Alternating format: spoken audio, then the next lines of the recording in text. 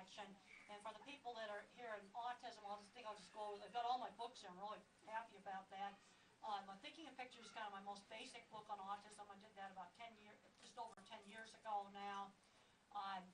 Then I have Developing Talents. That's my careers book.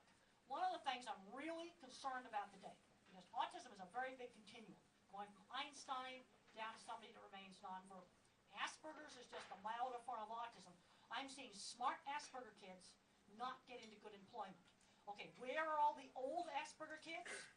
The ones that are my age? I can tell you where, they're all employed.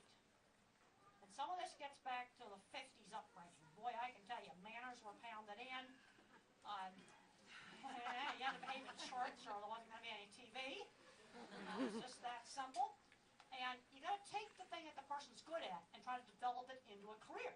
Last night I was talking to somebody, or maybe it was at the other store, or maybe it was up in Connecticut. I was talking to somebody about a guy that's kind of Asperger and he loves working on cars.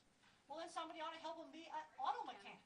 And then I talk about, in my Developing Talents, this is strictly my careers book for people on the high end of the spectrum. And the other thing is, social problems in autism are very, very variable. I did this book on unwritten rules of social relationships with Sean Barron. I'm pure geek. I am what I do. I get turned on by things. I got a brain scan that shows that you show me like weird buildings and things like that. I'm more interested in looking at that than looking at people. Sean's got a few more social circuits hooked up. And he got very frustrated with his lack of ability to date and stuff like that. Not so much into the geek stuff. But I'm the kind of Asperger autistic person who could really relate to an Asperger friend of mine, and she met her husband at a Star Trek convention. They have wonderful, wonderful romantic dinners now. Oh, they love the fine restaurants, they love the candles, because it sets the perfect stage for a romantic discussion about computer data storage. Because they are just so interesting. Nothing is more interesting than computer data storage systems, I can relate to that.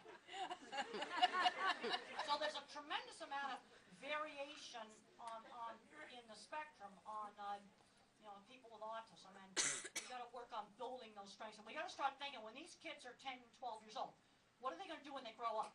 Because the successful Aspergers out in Silicon Valley, you know how they get into that field? Mom and Dad start teaching programming at around age 8.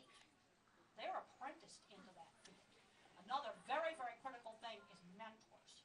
When I was goofing around in school and I didn't care about studying, Mr. Carlock, my science teacher, got me motivated to study. Because now I had a goal. I wanted to become a scientist. Well, then I had to study some stuff I didn't really care much about, like history or French, because now that would help me get to my goal. So mentors is another really important thing.